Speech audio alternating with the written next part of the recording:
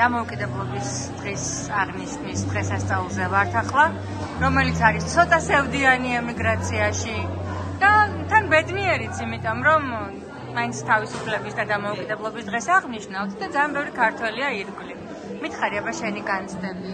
ჩემთვის არის ძალიან ძვირფასი ყოველი ქართველის ნახვა, ესეც ძვირფას დღეს, იმიტომ რომ საქართველოს დამოუკიდებლობის დღე, მე მგონი, აი როგორც გენიალური კოსტავას სიტყვები იყო ნათქვამი, აი ზუსტად მაგ კონტექსტში რაც არ და როდესაც და როგორცაც სულ უნდა გრძელდებოდეს ბრძოლა ამ დამოუკიდებლობისათვის, იმიტომ რომ ეს არის ბედნიერება, ეს არის ის, რისთვისაც საქართველოს საერთოდ ოდითგან შეიქმნა როგორც სახელმწიფო, შედგა როგორც სახელმწიფო დიდი მრავალი საუკუნეებიდან დავით აღმაშენებლის პერიოდიდან მიწყდა საუბარი და რა ვიცი, ჩემთვის ამ გენის, ამ სულისკვეთების, ამ სიყვარულის, ამ სისხლის, ამ ემოციის, ამ ნიჭის ტარება არის ძალიან ძვირფასი, განუმეორებელი და მიუხედავად იმისა, რომ მე ავხვი ჩემს თავს ემიგრანტად, იმიტომ რომ მე ვთვლი, რომ დედამიწა არის ჩვენი ადამიანებისთვის, ყველასთვის. მიუხედავად ამისა, მე ძალიან ამაყი ვარ ქართველი და ყველგან მაგას ვაღადებ, ყველა მსოფლიოს სცენიდან, ყველა ნაციონალობასთან ამაყი ვდივარ და წარმოვადგენ უნივერსიტეტში. ნუცა, ბევრი წელი ცხოვრობდი რუსეთში და ამერიკაში გადმოხვედი. ეს რაიმე დაირად უკავშირდება პოლიტიკურ პროცესებს? რა თქმა უნდა. მე რუსეთში წავედი ზვიად გამსახურდიას პერიოდის ომი რო დაიწყო საქართველოს ძალიან მაშინ დავხერე სამხატვრო აკადემია ძალიან პატარა ვიყავ. ეხლა ვფიქრობ, ალბათ ის კილომეტრიანი კარიერა რაც მე მოსკოვში გავაკეთე, ის რომ ნიუ-იორკში შევედი და ალბათ წარმოუდგენლად მსოფლიოში ცნობილი ხელოვანი იქნებოდი. ეხლაც არ გაკლია ცნობადობა, მაგრამ ხო და დიდი ხნის ისწავლე მე ნუ იქ აეწყო ჩემი ისე კარიერა, მოღვაწეობა, ხათაშორის ყველაზე დიდი ბიძგი ჩემს კარიერაში და თავისუფლება მოცა უკრაინელმა დიდმა რეჟისორმა რომან ვიქტორმა, რომელმაც შექმნა ჩემზე დადგა სპექტაკლი ედით პიაფი და ამ ედით პიაფი და იქ თები მაჩვდა და ავყიდით და მთელი მსოფლიო მოვიდა და 2008 წელს როდესაც დაიწყო ეს დაუნდობელი ომი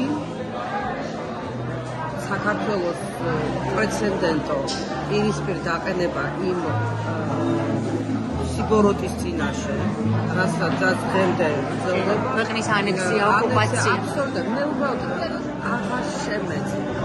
ესე იგი, იცი რა არის, ხო შეიძლება დარჩენ ჩუმად იმღერო, გაკეთო რა და არ ვერაფრით ვერ გამოვიდა. მადლობა ამისთვის, ნუცა, ბევრმა ეს ვერ შეძლო. ბევრმა შეძლო. ხო, იცი, მე ვერც გავამხნევ ვერავის, იმიტომ რომ რატო იცი, მე არ ვიცი ადამიანის ცხოვრება. მე ვიცი ჩემი ცხოვრება, პირადი. მე ვიცი ჩემი მე, რასაც მე ვერასოდეს ვერ ვარყო. მე ვერასოდეს ვერ ვღერებდი იმ მომენტში იმ ხალხს, ვინც ჩვეულებრივად ჩემი თანამოქალაქეები მოკლა და მიიტაცა ტერიტორია. დაგლიჯა რა.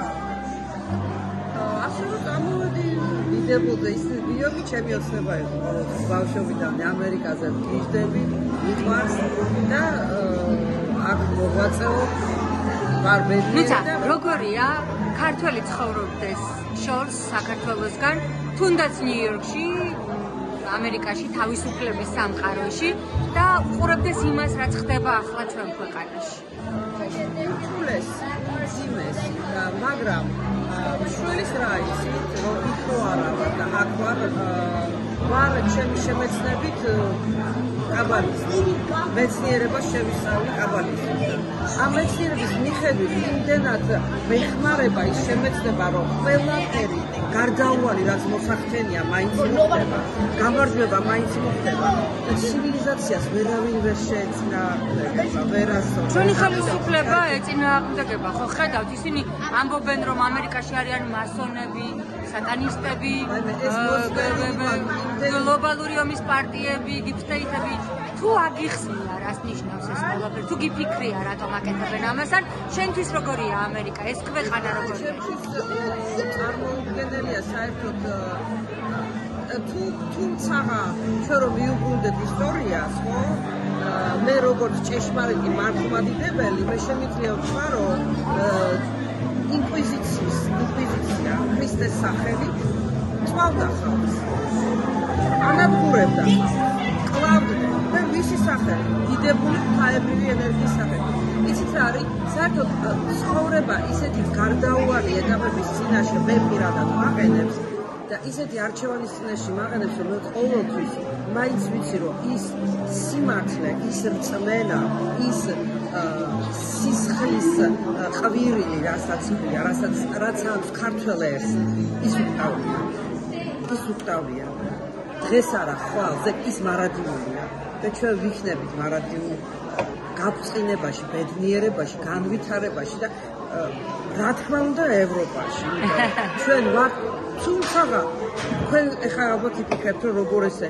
ამდენი მაყურებელი ყავს რუსი რამდენი მოდიოდა ჩემ სპექტაკლებზე მე ალბათ რაღაც მომენტში იმაზეც ვლოცულობ რომ ის ხალხი გადარჩეს და დღეს ალბათ ვთქვი რომ ის კიევსკაია რუს ზელენსკი ფრანსაცი მოვა დრო და ის ხალხი მადლობას ეთქვს იმიტომ რომ გარდაუვალია ეს რაღაც და ამიტომ ამ რაღაცა გლობალური ლოცვა ეს არის ჩემი შეხედულება, ეს არის ჩემი დამოკიდებულება და ამიტომ ის ლოცვა რაც მე ქართული გამაშინა მე ვიცი რომ ამ ჩემი თხოვნით აუცილებლად ჩვენი ქვეყანა გამწევდება.